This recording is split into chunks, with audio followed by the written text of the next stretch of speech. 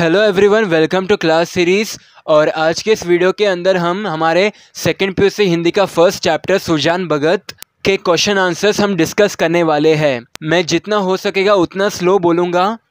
आप अपने text books और अपने नोट्स को ओपन रखें, साथ ही में एक पेन भी साथ में रखें। तो चलिए आज के इस चैप्टर के आंसर्स को डिस्कस करते हैं। सबसे पहले हम 1 मार्कर्स में जाएंगे। हमारा फर्स्ट क्वेश्चन है, सीधे साधे किसान धन आते ही किस ओर झुकते हैं। इसका आंसर है, सीधे साधे किसान धन आते ही धर्म और कीर्ति की ओर झुकते हैं। मैं वापस बोलता हूँ, धर्म और कीर्ति की ओर झुकते हैं। हमारा सेकंड क्वेश्चन है, कानून गो इलाके में आते तो किसके चौपाल में ठहरते। इसका आंसर है, कानून गो इलाके में आते तो सुजान के चौपाल में ठहरते। मैं वापस बोलता हूँ, सुजान के चौपाल में ठहरते। हमारा थर्ड क्वेश्चन है, सुजान ने गांव में क्या बनवाया। इसका आंसर है, सुजान ने गांव में एक पक्का कुआं बनवाया। मैं वापस बोलता हूँ, एक पक्का कुआं बनवाया। हमारा फोर्थ क्वेश्चन है, सुजान की पत्नी का नाम क्या है। इसका आंसर है, सुजान की पत्नी का नाम बुलाकी है। मैं वापस बोलता हूँ, बुलाकी है। हमारा फिफ्थ क्वेश्चन है, सुजान के बड़े बेटे का नाम लिखिए। इस क्वेश्चन का आंसर है, सुजान के बड़े बेटे का नाम भोला है। मैं वापस बोलता हूँ, भोला है। हमारा सिक्स्थ क्वेश्चन है, सुजान के छोटे बेटे का नाम क्या है। इसका आंसर है, सुजान के छोटे बेटे का नाम शंकर है। मैं वापस बोलता हूँ, शंकर है। हमारा सेवेंथ क्वेश्चन है, कौन द्वार पर आकर चिल्लाने लगा। इसका आंसर है, एक भीख मंगा या फिर एक भिक्षुक द्वार पर आकर चिल्लाने लगा। आप इन दोनों वर्ड्स में से कोई भी एक वर्ड लिख सकते हैं, आपको मार्क्स मिलेगा। मैं वापस दोहराता हूँ, एक भिक्षुक या फिर एक भीख मंगा द्वार पर आकर चिल्लाने लगा। ओके। हमारा 8th क्वेश्चन है, बुढ़ापे में आदमी की क्या मारी जाती है।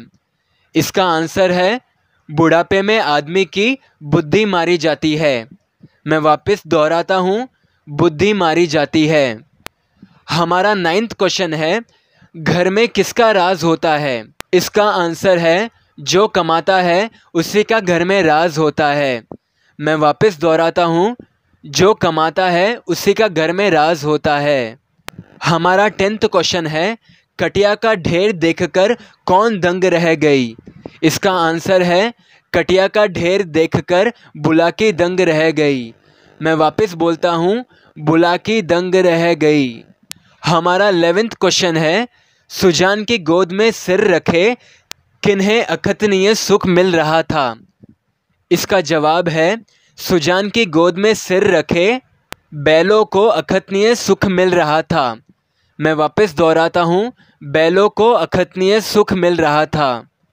हमारा लास्ट क्वेश्चन जो कि 12th क्वेश्चन है, भिक्षुक के गांव का नाम लिखिए। इस क्वेश्चन का जवाब है, भिक्षुक के गांव का नाम अमोला है। मैं वापस बोलता हूँ, अमोला है। नेक्स्ट मेन में जाने से पहले मैं आपको एक बात बता दूँ, जो ये 1 मार्कर्स है उनमें आपको एग्जैक्ट वर्ड लिखना पड़ेगा। अगर आप उस एग्जैक्ट वर्ड की जगह कोई दूसरा वर्ड लिखते हैं तो आपको मार्क्स नहीं मिलेंगे। जो टेक्स्ट बुक में वर्ड दिया है वही मैंने आपको बोला है आंसर के रूप में, और वही आपको एग्ज़ाम में भी लिखना है। ठीक है, तो हमारे 1 मार्कर्स यहाँ पर ख़त्म होते हैं। हम चलते हैं हमारे सेकंड मेन पर। निम्नलिखित प्रश्नों के उत्तर लिखिए, जो कि है 3 to 4 मार्क्स। ओके, तो हमारा 3 to 4 मार्कर्स में फर्स्ट क्वेश्चन है, सुजान महतो की संपत्ति बढ़ी तो क्या करने लगा। तो सबसे पहले मैं एक बात बता देता हूँ, जब भी चैप्टर्स की बात आती है, जब हम उनके आंसर्स देखेंगे तो मैं आपको डिक्टेट नहीं करूँगा। मैं आपको टेक्स्ट बुक के अंदर ही पेज नंबर के साथ पैराग्राफ में बताऊँगा। ठीक है, और उसी पैराग्राफ के अंदर मैं आपको बता दूँगा कौन कौन से पॉइंट्स आपको लिखने हैं और कौन कौन से नहीं लिखने हैं। ठीक है, मैं आपको मेन पॉइंट्स बताऊँगा बेसिकली। ओके, तो हमारा फर्स्ट क्वेश्चन का आंसर है पेज नंबर 2 में फर्स्ट पैराग्राफ। जैसे आप देख सकते हैं कि जो ये फर्स्ट लाइन है, सीधे साधे किसान धन आते ही धर्म और कीर्ति की ओर झुकते हैं, यहाँ से लेके आपको फर्स्ट पैराग्राफ के एंड तक लिखना है। जैसे कि यहाँ पर अपना फर्स्ट पैराग्राफ एंड होता है, इस तरह पुण्य प्रताप से सुजान ने कर दिखाया।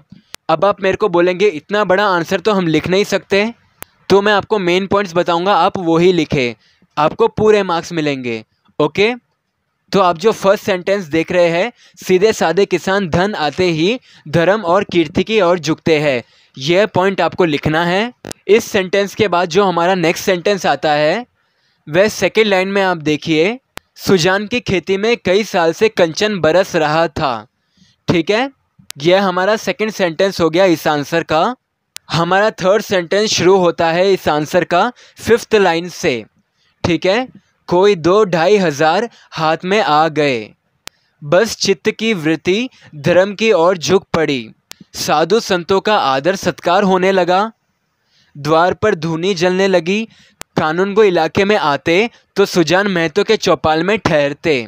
ठीक है, यहाँ तक आपको लिख लेना है। यहाँ तक लिखने के बाद में आपको डायरेक्टली 9th लाइन में आ जाना है, और इस लाइन में सेंटेंस कुछ इस तरीके से शुरू होता है, उसके द्वार पर अब इतने बड़े बड़े हकीम आकर ठहरते हैं।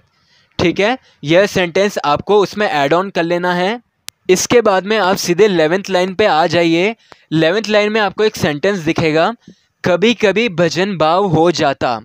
ठीक है, यह सेंटेंस आपको लिखना है। ठीक है, यह सेंटेंस लिखने के बाद नेक्स्ट लाइन में आ जाइए, गाजे और चरस की बहार उड़ने लगी, एक ढोलकी आई, मजीरे मंगाए गए, सत्संग होने लगा, यह सब सुजान के दम का जुलूस था।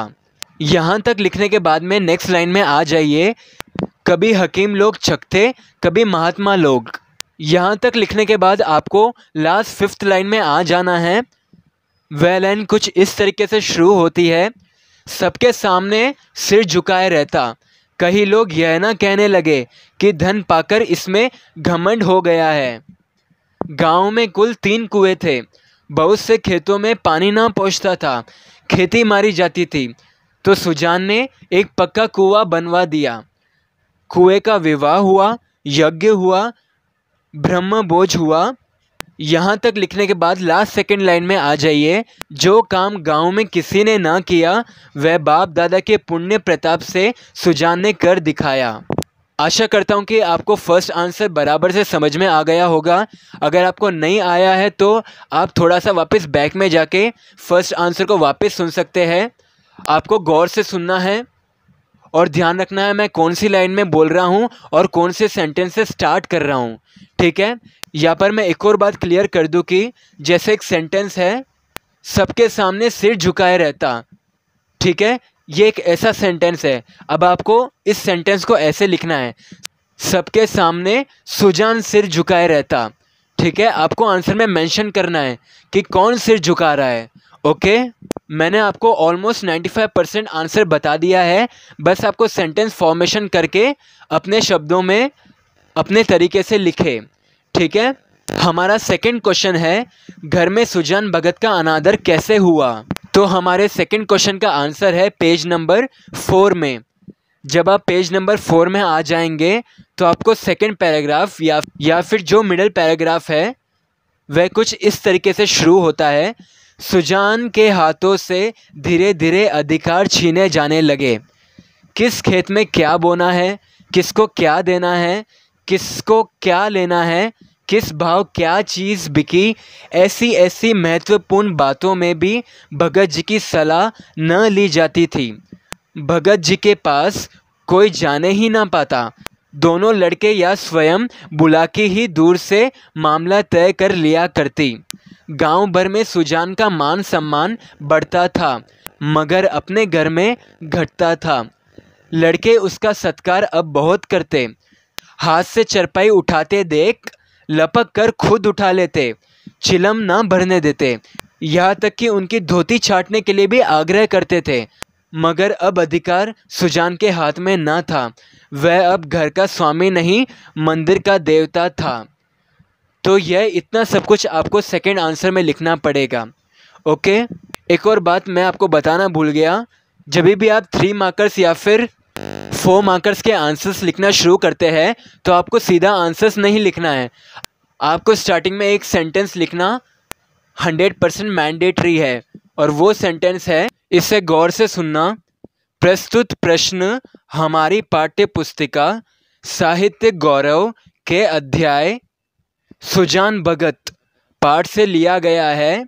इस पाठ के लेखक का नाम है मुंशी प्रेमचंद। तो ये वाला सेंटेंस आपको हमेशा अपना मेन आंसर स्टार्ट करने से पहले लिखना है, ठीक है? किसमें? 3 to 4 मार्कर्स में, ओके? अब आप पूछोगे यह सेंटेंस क्या है, इसका क्या मतलब है? तो सबसे पहले मैं बता दूं कि यह सेंटेंस आपके 3 पॉइंट्स को एक्सप्लेन करता है। फर्स्ट पॉइंट, आपकी बुक का नाम क्या है। सेकंड पॉइंट, आपके चैप्टर का नाम क्या है। थर्ड पॉइंट, उस चैप्टर के राइटर का नाम क्या है, ओके? जब आप ये तीनों पॉइंट्स लिखते हैं एक सेंटेंस को मिला के, तो आपका आंसर एकदम परफेक्ट बन जाता है। और यदि आप स्कोरिंग करना चाहते हैं तो आपको ऐसे ही लिखना पड़ेगा। हमारा थर्ड क्वेश्चन है, सुजान भगत पेड़ के नीचे बैठकर क्या सोचता है। इस क्वेश्चन का आंसर आपको पेज नंबर 6 में मिलेगा। पेज नंबर 6 में आने के बाद थर्ड पैराग्राफ, सेकेंड लाइन, यह लाइन कुछ इस तरीके से शुरू होती है, अपने ही घर में उसका यह अनादर। तो आपको आंसर किस तरीके से स्टार्ट करना है मैं आपको बता देता हूँ। सुजान भगत पेड़ के नीचे बैठकर सोचता है कि, अभी हमारी 10th लाइन शुरू हो रही है, अपने ही घर में उसका यह अनादर। अभी यह अपाहिज नहीं है, हाथ पांव थके नहीं है, घर का कुछ ना कुछ काम करता ही रहता है, पर उस पर यह अनादर, उसी ने घर बनाया, यह सारी विभूति उसी के श्रम का फल है, पर अब इस घर पर उसका कोई अधिकार नहीं रहा। अब वह द्वार का कुत्ता है, पड़ा रहे और घर वाले जो रूखा सूखा दे दे वह खाकर पेट भर लिया करे। ऐसे जीवन को धिक्कार है, सुजान ऐसे घर में नहीं रह सकता। तो यह था हमारे थर्ड क्वेश्चन का answer. From 10th line to 14th line is our third question answer. हमारा फोर्थ क्वेश्चन है, सुजान भगत को सबसे अधिक क्रोध बुलाकी पर क्यों आता है। तो हमारे फोर्थ क्वेश्चन का आंसर भी सेम पेज में है, पेज नंबर 6 में, लास्ट पैराग्राफ। अभी हमारा लास्ट पैराग्राफ की फर्स्ट लाइन स्टार्ट हो रही है, सुजान को सबसे अधिक क्रोध बुलाकी पर ही था, वह भी लड़कों के साथ है। यह बेटी देखती रही और भोला ने मेरे हाथ से अनाज छीन लिया। इसके मुंह से इतना भी ना निकला कि ले जाते हैं तो ले जाने दो। लड़कों को ना मालूम हो कि मैंने कितने श्रम से यह गृहस्थी जोड़ी है, पर यह तो जानती है ना, दिन को दिन और रात को रात नहीं समझा। भादों की अंधेरी रात में मड़िया लगा के जुआर की रखवाली करता था, जेठ बैसाख की दोपहरी में भी दम ना लेता था। और जब मेरा घर पर इतना भी अधिकार नहीं है कि भीख तक दे सकूं, माना कि भीख इतनी नहीं दी जा सकती, लेकिन इनको तो चुप रहना चाहिए था ना, चाहे मैं घर में आग ही क्यों ना लगा देता। कानून से भी मेरा कुछ होता है, मैं अपना हिस्सा नहीं खाता, दूसरों को खिला देता हूँ। अब हम पेज नंबर 7 में आ चुके हैं, ठीक है? इसमें किसी के बाप का क्या साझा, तो हमारा आंसर यहाँ पर स्टॉप होता है। मैं अपना हिस्सा नहीं खाता, दूसरों को खिला देता हूँ, ठीक है? पेज नंबर 6 के लास्ट पैराग्राफ फर्स्ट लाइन से स्टार्ट होता है और पेज नंबर 7 के first paragraph first line second word तक एंड हो जाता है, ओके? आशा है कि आपको आंसर्स वगैरह समझ में आ रहे होंगे। हमारा फिफ्थ क्वेश्चन है, चैत के महीने में खलिहानों में सतयुग के राज का वर्णन कीजिए। हमारे फिफ्थ क्वेश्चन का आंसर है page number 10 last paragraph first line. चैत का महीना था, खलिहानों में सतयुग का राज था, जगह जगह अनाज के ढेर लगे हुए थे। यही समय है जब कृषकों को भी थोड़ी देर के लिए अपना जीवन सफल मालूम होता है। अभी हम पेज नंबर 11 में आ चुके हैं, ओके? हम हमारा आंसर कंटिन्यू कर रहे हैं, ओके? जब गर्व से उनका हृदय उछलने लगता है। सुजान भगत टोकरे में अनाज भर भर के देते थे और दोनों लड़के टोकरे लेकर घर में अनाज रख आते थे। कितने ही भाट और भिक्षुक भगत जी के घेरे हुए थे। उनमें वह भिक्षुक भी था जो आज से 8 महीने पहले भगत के द्वार से निराश होकर लौट गया था। वैसे देखा जाए तो इस क्वेश्चन का आंसर यह पूरा पैराग्राफ है। अगर आप चाहे तो पेज नंबर 10 के लास्ट पैराग्राफ की फर्स्ट लाइन से लेकर पेज नंबर 11 के थर्ड लाइन 5th वर्ड तक लिख सकते हैं। वह सेंटेंस, वह वाक्य कुछ इस तरह है, कितने ही भाट और भिक्षुक भगत जी को घेरे हुए थे। ठीक है, पर मैं आपको रेकमेंड करूँगा कि आप ये पूरा पैराग्राफ लिखें। ओके, हमारा 6th क्वेश्चन है, सुजान भगत भिक्षु को कैसे संतुष्ट करता है। तो हमारे इस क्वेश्चन का आंसर पेज नंबर 11 से लेकर पेज नंबर 12 तक है। अब आप बोलेंगे 1.5 पेज का आंसर थोड़ी ना लिखेंगे हम, राइट। तो मैंने इस क्वेश्चन का एक अपने शब्दों में छोटा सा आंसर बनाया है, मैं डिक्टेट कर रहा हूँ, आप लिख सकते हैं। यह आंसर कुछ इस तरीके से शुरू होता है, जब सुजान भगत ने कड़ी मेहनत की तो 8 महीने के बाद उनकी भूमि में सोने जैसी फसल उगी। सुजान भगत गरीबों में अनाज बांट रहे थे। सहसा भगत ने जब उस भिक्षुक को देखा जो 8 महीने पहले उनके घर से खाली हाथ लौट गया था, तो सुजान भगत ने भिक्षुक से कहा, तुम्हारे सामने यह ढेर है, जितना अनाज उठा सकते हो उठा लो। भिक्षुक ने कहा, आप जितना देंगे मैं उतना ही लूँगा। फिर भगत जी ने कहा, जितना तुम उठा सकते हो उठा लो। भिक्षुक संकोच के मारे सिर्फ 10 सेर अनाज ही अपनी चादर में लेता है, परंतु भगत उसके मन का भाव समझ जाता है और कहता है कि इतना अनाज तो एक बच्चा ही उठा लेगा। तब भगत ने चादर ली और उसमें अनाज भरा और गठरी बांधकर बोले, इसे उठा ले जाओ। भिक्षुक के द्वारा उस भरी हुई गठरी को ना उठा पाने पर भगत स्वयं ही गठरी उठाकर भिक्षुक के पीछे पीछे उस गठरी को पहुंचाने के लिए उसके गांव अमोला की ओर चले जाते हैं। इस प्रकार सुजान भगत ने भिक्षुक को संतुष्ट करा। ठीक है, हमारा 7th क्वेश्चन है, सुजान भगत अपना खोया हुआ अधिकार फिर कैसे प्राप्त करता है। यह जो हमारा लास्ट क्वेश्चन है, ये एक्चुअली पूरा समअप है कि वो किस तरीके से मेहनत करता है और जो उससे अधिकार छीने गए थे वैसे कैसे प्राप्त करता है। तो इसका भी मैंने एक शॉर्ट फॉर्म में आंसर बनाया है, मैं इसे डिक्टेट करता हूँ, आप अच्छी तरीके से सुनिए और इसे लिखिए। यह आंसर कुछ इस तरीके से शुरू होता है, भीख मंगे की घटना होने के बाद सुजान को काफ़ी दुख पहुंचा। सुजान अपने घर में खोए हुए अधिकार को पुनः पाना चाहते थे, मतलब तुरंत पाना चाहते थे। मंदिर का पुजारी बनकर सुजान नहीं रह सकता। शंकर और भोला दोनों चारा काटते, परंतु वह चारा कम पड़ता था। सुजान ने उसी रात से चारा काटना शुरू कर दिया। वे उन लौंडों को दिखाना चाहते थे कि चारा कैसे काटा जाता है। जब सुबह भोला किसानों के साथ खेत पहुंचा तो सुजान भगत खेत को जोत चुके थे। दोपहर तक सभी किसान थक जाते हैं, परंतु सुजान भगत मग्न होकर यानी लीन होकर काम करते रहे। खाना खाकर सुजान ने बैलों को सहलाना शुरू कर दिया, फिर पुनः खेत की ओर प्रस्थान कर गए। इतना परिश्रम उन्होंने जीवन में कभी भी नहीं किया था। चैत के महीने में सुजान के खेत में सोना उगला था और फसल को बखारी में रखने की जगह न मिली। बखारी का मतलब स्टोर रूम, ठीक है। फिर फसल के ढेर को गरीबों में बांटकर सुजान ने अपना अधिकार पुनः प्राप्त किया। तो यह था हमारा 7th क्वेश्चन का आंसर। अब हम चलते सीधे 3rd मेन में, निम्नलिखित वाक्य किसने किससे कहे। हमारा फर्स्ट क्वेश्चन है, धर्म के काम में मीन मेष निकालना अच्छा नहीं।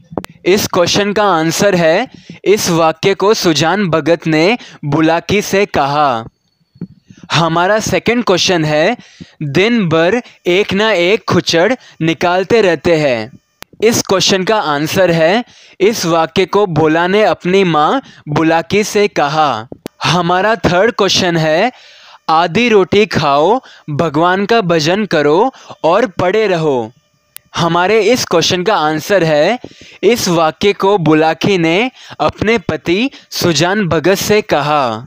हमारा फोर्थ क्वेश्चन है, क्रोधी तो सदा के हैं, अब किसी की सुनेंगे थोड़े ही।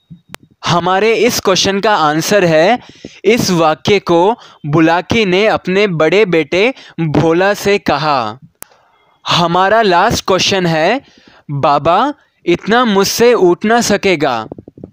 हमारे इस क्वेश्चन का आंसर है, इस वाक्य को भिक्षुक ने सुजान भगत से कहा, या फिर आप ऐसे भी लिख सकते हैं, इस वाक्य को भीख मंगा ने सुजान भगत से कहा। अब हम चलते सीधे फोर्थ मेन पे, जो कि है ससंदर्भ स्पष्टीकरण कीजिए। ठीक है, हमारा फर्स्ट क्वेश्चन है, भगवान की इच्छा होगी तो फिर रुपए हो जाएंगे, उनके यहाँ किस बात की कमी है।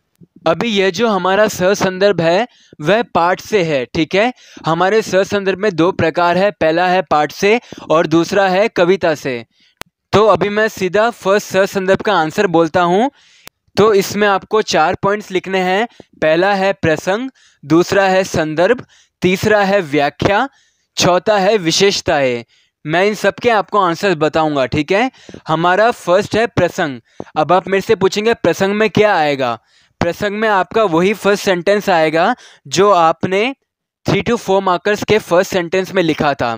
ठीक है, मैं आपको डिक्टेट करता हूं, आप लिखें प्रसंग, फिर उसके बाद 2 बिंदु लगा के आपको लिखना है, प्रस्तुत प्रश्न हमारी पाठ्य पुस्तिका साहित्य गौरव के अध्याय सुजान भगत पाठ से लिया गया है। ठीक है, इस पाठ के लेखक मुंशी प्रेमचंद जी है। ओके, यह था हमारा फर्स्ट पॉइंट प्रसंग। यह लिखने के बाद आपको नेक्स्ट लाइन में जाना है। नेक्स्ट लाइन में आपको लिखना है संदर्भ। ठीक है, अब आप संदर्भ में क्या लिखेंगे, वही यह वाक्य किसने किससे कहा। ठीक है, तो आप पहले संदर्भ वर्ड लिखिए। संदर्भ वर्ड लिखने के बाद 2 डॉट डाले, 2 बिंदु डाले, फिर लिखिए प्रस्तुत वाक्य को सुजान भगत अपनी पत्नी बुलाकी से कहते हैं। यह लिखने के बाद नेक्स्ट लाइन में आ जाइए व्याख्या। अब व्याख्या में क्या लिखेंगे कि मतलब कब कहा, क्या सिचुएशन थी, क्या चल रहा था उस टाइम, क्या सीन था। ओके, तो मैं धीरे धीरे आपको डिक्टेट करता हूं, आप लिखिए। ठीक है, व्याख्या लिखिए। व्याख्या लिखने के बाद 2 बिंदु डालिए। बिंदु डालने के बाद लिखे, एक दिन गांव में गया के यात्री आकर ठहरते हैं तो सुजान के घर ही उनका भोजन आदि बनता है। सुजान भी कई दिनों से गया की यात्रा करना चाहते थे, इसलिए वे भी गया जाने को तैयार हो जाते हैं। जबकि कुछ दिन पहले ही सुजान ने गांव में कुआं बनवाया था तथा ब्रह्मभोज आदि किया था, इसलिए बुलाकी गया जाने को मना कर देती है, क्योंकि गया जाएंगे तो काफ़ी खर्चा हो जाएगा। तो इसी वाक्य में सुजान भगत कहते हैं कि भगवान की इच्छा होगी तो फिर रुपए हो जाएंगे, उनके यहाँ किस बात की कमी है। तो यह था हमारा व्याख्या का पार्ट। ओके, यह लिखने के बाद आप नेक्स्ट लाइन में जाएंगे और वापस लिखेंगे विशेषताएं। ठीक है, विशेषताएं में आप फर्स्ट पॉइंट लिखेंगे भाषा। ठीक है, भाषा लिखने के बाद आपको 2 बिंदु डालना है और लिखना है साहित्य खड़ी बोली भाषा है। ठीक है, पहला पॉइंट हो गया आपका भाषा। हमारा सेकंड पॉइंट है, इस वाक्य में सुजान भगत द्वारा भगवान के प्रति आदर तथा श्रद्धा प्रकट होती है। बेसिकली आपको सेकंड पॉइंट समझ में नहीं आया होगा, मैं इसे समझा देता हूँ। जो ये आपका जो सहसंदर्भ का जो क्वेश्चन है ना, ये क्या स्पेसिफाई करता है, क्या विशेषताएं बताता है। ठीक है, अब ये सहसंदर्भ सुजान भगत ने बोला है ना, तो वह भगवान के प्रति आदर प्रकट कर रहा है, श्रद्धा प्रकट कर रहा है ना। तो इसलिए हम यह सेंटेंस की विशेषता लिखेंगे। ठीक है, हमारा सेकंड संदर्भ का क्वेश्चन है, अभी ऐसे बूढ़े नहीं हो गए हैं कि कोई काम ही ना कर सके। तो मैंने फर्स्ट क्वेश्चन में आपको डिटेलली एक्सप्लेन कर दिया है कि इसके पार्ट्स में क्या क्या लिखेंगे, क्या क्या मतलब है। ठीक है, अब मैं सीधा आपको डायरेक्टली आंसर डिक्टेट करने वाला हूँ। ओके, हमारा प्रसंग हम वही लिखेंगे, जितने भी संदर्भ है, जितने भी 3 to 4 मार्कर्स है, हम एक ही प्रसंग लिखेंगे अगर वह सेम चैप्टर से है। ठीक है, प्रस्तुत प्रश्न हमारी पाठ्य पुस्तिका साहित्य गौरव के अध्याय सुजान भगत पाठ से लिया गया है। इस पाठ के लेखक मुंशी प्रेमचंद जी है। अब हम चलते हैं संदर्भ में। सेकंड क्वेश्चन का संदर्भ है, प्रस्तुत वाक्य को भोला अपनी माँ बुलाकी से कहता है। ओके, अब हम चलते हैं हमारे थर्ड पॉइंट में, जो कि है व्याख्या। यह कुछ इस तरीके से शुरू होता है, जब द्वार पर आकर भीख मंगा चिल्लाने लगता है, तब बुलाकी ओखली में दाल छाट रही थी। वह भीख मंगे की ओर ध्यान नहीं देती है और कहती है कि भगवान ने मेरे 2 हाथ ही दिए हैं, किस किस का रोया सुखी करूं। दिन भर तो ताना लगा रहता है, सुजान के हाथों में क्या मेहंदी लगी है, क्यों कुछ ले जाकर नहीं देते। सुजान भगत किसी को दुखी नहीं करना चाहते थे। सुजान दिन भर किसी ना किसी काम में खुचड़ निकालते रहते हैं। पति की विवशता पर तेग आकर बुलाकी कहती है कि मैं जानती कि इनका ऐसा हाल होगा तो गुरु मंत्र ना लेने देती। तब बोला कहता है कि अभी इतने भी बूढ़े नहीं हो गए हैं कि कोई काम ना कर सके। ठीक है, यह था हमारा सेकंड क्वेश्चन का व्याख्या। अब हम चलते हैं सेकंड क्वेश्चन के लास्ट पार्ट पे, जो कि है विशेषताएं। इसमें फर्स्ट पॉइंट सेम आएगा हमेशा, भाषा हिंदी साहित्य खड़ी बोली भाषा है। ठीक है, अब सेकंड पॉइंट में हम लिखेंगे सुजान की लाचारी का वर्णन किया गया है। ठीक है, तो यहाँ पर हमारा सेकंड संदर्भ खत्म होता है। ओके, हमारा थर्ड क्वेश्चन है, आदमी को चाहिए कि जैसा समय देखे वैसा काम करे। तो हमारा थर्ड संदर्भ का आंसर है फर्स्ट पॉइंट सेम प्रसंग। तो आप सेम लिखेंगे, प्रस्तुत प्रश्न हमारी पाठ्य पुस्तिका साहित्य गौरव के अध्याय सुजान भगत पाठ से लिया गया है। इस पाठ के लेखक मुंशी प्रेमचंद जी है।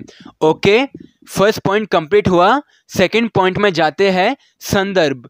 संदर्भ में आप लिखेंगे, प्रस्तुत वाक्य को बुलाकी ने सुजान भगत से कहा। ओके, अब हमारा थर्ड पॉइंट है व्याख्या। ठीक है, वह कुछ इस तरीके से शुरू होता है, जब भिखारी को अनाज देने के लिए सुजान छाबड़ी में लेकर भिखारी को काफ़ी सारा अनाज देने जाता है, तो बड़ा बेटा भोला उसके हाथ से छाबड़ी छीन लेता है। परंतु यह सब कुछ देखते हुए भी उसकी पत्नी बुलाकी ने अपने बेटे को नहीं रोका। सुजान को इससे बड़ा दुख होता है और वह घर के सामने एक पेड़ के नीचे जाकर बैठ जाता है। शाम को बुलाकी उन्हें खाना खाने के लिए बुलाने जाती है, तो वह खाना खाने से मना कर देते हैं। तब बुलाकी कहती है कि मर्द बड़े समझदार होते हैं, परंतु तुम तो सबसे न्यारे हो, यानी तुम तो सबसे डिफरेंट हो। आदमी को चाहिए कि जैसा समय देखे वैसा काम करें।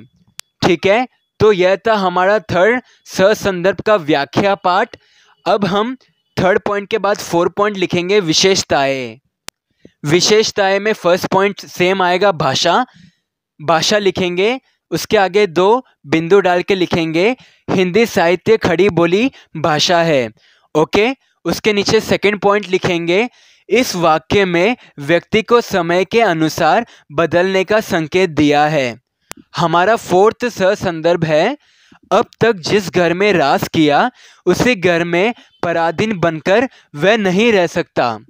ठीक है, इसका आंसर इस तरीके से शुरू होता है। फर्स्ट पॉइंट सेम प्रसंग में आप लिखेंगे प्रस्तुत प्रश्न हमारी पाठ्य पुस्तिका साहित्य गौरव के अध्याय सुजान भगत पाठ से लिया गया है।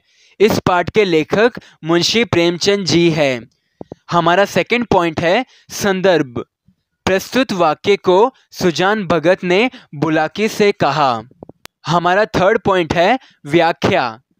सुजान बहुत दिनों से घर का स्वामी था और अब भी ऐसा ही समझता रहा। परिस्थिति में जो उलटफेर हुआ इसकी उसे खबर भी नहीं थी। लड़के उसे सम्मान देते थे, उसे यह बात भ्रम में डाले हुई थी।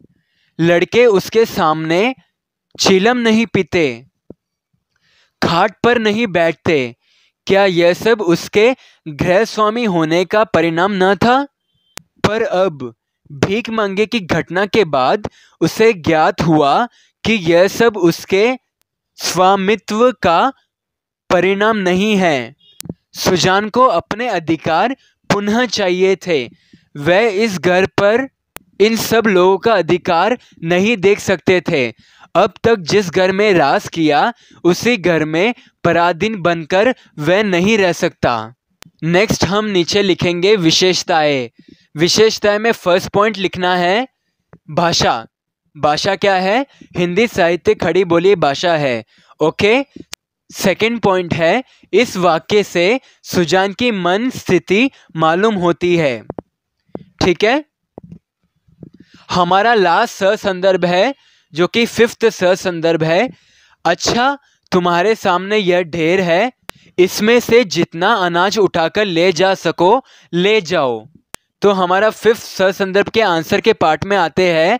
हमारा फर्स्ट पॉइंट है प्रसंग। प्रसंग में आप लिखेंगे प्रस्तुत प्रश्न हमारी पाठ्य पुस्तिका साहित्य गौरव के अध्याय सुजान भगत पाठ से लिया गया है। इस पाठ के लेखक मुंशी प्रेमचंद जी हैं। ओके। यह लिखने के बाद हमारा सेकंड पॉइंट है संदर्भ। संदर्भ में हम लिखेंगे प्रस्तुत वाक्य को सुजान ने भिक्षुक या फिर एक भिखमंगा से कहा। ओके। भिक्षुक या फिर भिखमंगा, अब दोनों में से कोई भी एक वर्ड लिख सकते हैं। ऑलराइट। हमारा थर्ड पॉइंट है व्याख्या। व्याख्या में हम लिखेंगे परिवार में हुई घटना के बाद सुजान को काफ़ी दुख हुआ। सुजान के लगातार 8 महीने के परिश्रम के बाद उसके खेत में सोना उगला था, मतलब फसल उगली थी। जहां 5 मन मुश्किल से होता था वही अब की बार 10 मन की उपज हुई, मतलब फसल उगी। सुजान भिखारियों में यानी भिक्षुकों में अनाज बांट रहे थे। तभी उन्हें वह भिखारी या फिर ऐसे भी लिख सकते हैं तभी उन्हें वह भीख मंगा मिलता है जो 8 महीने पहले वहां से खाली हाथ लौटकर गुजरा था। तब सुजान उस भिक्षुक की ओर देखते हुए कहते हैं कि अच्छा, तुम्हारे सामने यह ढेर है, इसमें से जितना अनाज उठाकर ले जा सको ले जाओ। व्याख्या लिखने के बाद हमारा लास्ट पॉइंट आता है विशेषताएं। विशेषताएं में फर्स्ट पॉइंट है भाषा। भाषा में आप लिखेंगे हिंदी साहित्य खड़ी बोली भाषा है। हमारा सेकंड पॉइंट है सुजान द्वारा अथक परिश्रम तथा उसके बाद होने वाली फसल का वर्णन किया गया है। तो यहाँ पर हमारा संदर्भ के सारे क्वेश्चन कंप्लीट होते हैं। हमारा नेक्स्ट मेन है जो कि फिफ्थ मेन है वाक्य शुद्धि कीजिए। ठीक है, जल्दी से हम हमारे ग्रामर को कंप्लीट करते हैं। फर्स्ट क्वेश्चन है हमारा सुजान एक पक्का कुआं बनवाया। ठीक है, तो इसका करेक्ट फॉर्म क्या होगा? सुजान ने एक पक्का कुआं बनवाया। हमारा सेकंड क्वेश्चन है प्राप्त काल स्त्री और पुरुष गया चला गया। इसका सही आंसर है प्राप्त काल स्त्री और पुरुष गया चले गए। ओके। हमारा थर्ड क्वेश्चन है मुझसे कल बहुत बड़ा भूल हुआ। इसका करेक्ट फॉर्म है मुझसे कल बहुत बड़ी भूल हुई। ओके, मैं वापस बोलता हूँ, मुझसे कल बहुत बड़ी भूल हुई। ओके। हमारा फोर्थ क्वेश्चन है उसके हाथ काँप रही थी। ठीक है, इसका करेक्ट आंसर है उसके हाथ कांप रहे थे। ओके, हमारा 5th क्वेश्चन है, सब यही कहेंगे कि भिक्षुक कितनी लोभी है। इसका करेक्ट फॉर्म है यानी करेक्ट आंसर है, सब यही कहेंगे कि भिक्षुक कितना लोभी है। ओके, हमारा 6th मेन है, fill in the blanks. Okay, हमारा फर्स्ट क्वेश्चन है, चैत डैश महीना था। इसका आंसर है चैत का महीना था। ओके, हमारा सेकंड क्वेश्चन है, जो खर्च करता है उसी डैश देता है। इसका करेक्ट आंसर है, जो खर्च करता है उसी को देता है। ओके, हमारा थर्ड क्वेश्चन है, अब इन व्यापारों डैश उसे घृणा होती थी। इसका करेक्ट आंसर है, अब इन व्यापारों से उसे घृणा होती थी। हमारा फोर्थ क्वेश्चन है, भिक्षुक डैश भोला को और संदिग्ध नेत्रों से देखा। इसका करेक्ट आंसर है, भिक्षुक ने भोला को संदिग्ध नेत्रों से देखा। हमारा 5th क्वेश्चन है, तुम्हारे बेटों डैश तो कमाई है। इसका करेक्ट आंसर है, तुम्हारे बेटों की तो कमाई है।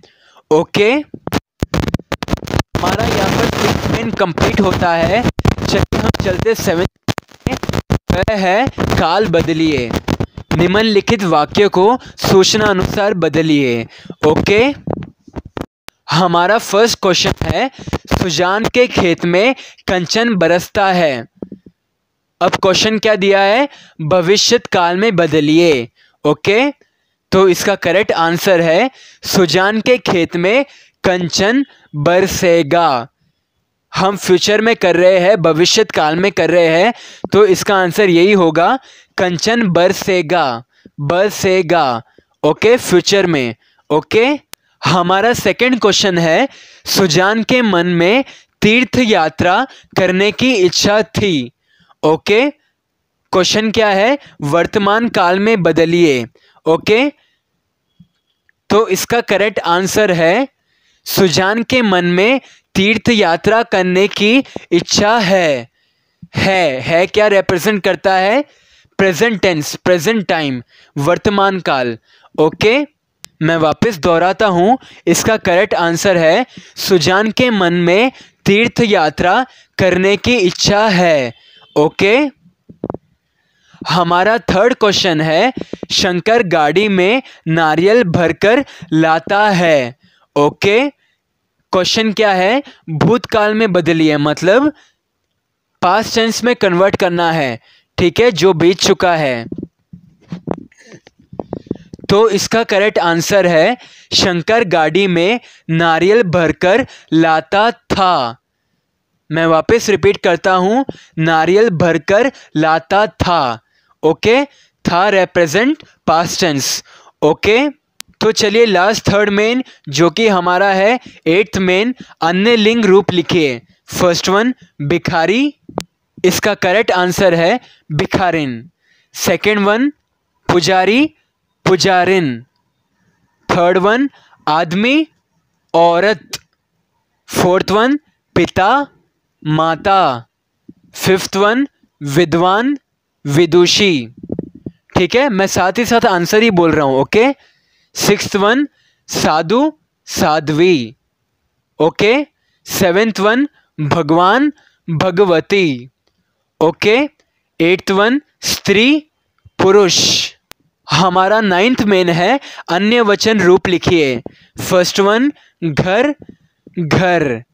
सेकंड वन बात, बातें। थर्ड वन अभिलाषा, अभिलाषाएं। फोर्थ वन लड़का, लड़के। फिफ्थ वन रोटी, रोटियां। सिक्स्थ वन भिक्षुक, भिक्षुक। ओके, 7th वन महीना, महीने। 8th वन टीका, टीकाए। ओके, हमारा लास्ट मेन है जो कि 10th मेन है, विलोम शब्द लिखिए। ओके, फर्स्ट वन मुरझाना, खिलना। सेकंड वन जीवन मरण। थर्ड वन सुख दुख। फोर्थ वन आशा निराशा। फिफ्थ वन भलाई बुराई। सिक्स्थ वन सुंदर कुरूप। सेवेंथ वन मुश्किल आसान।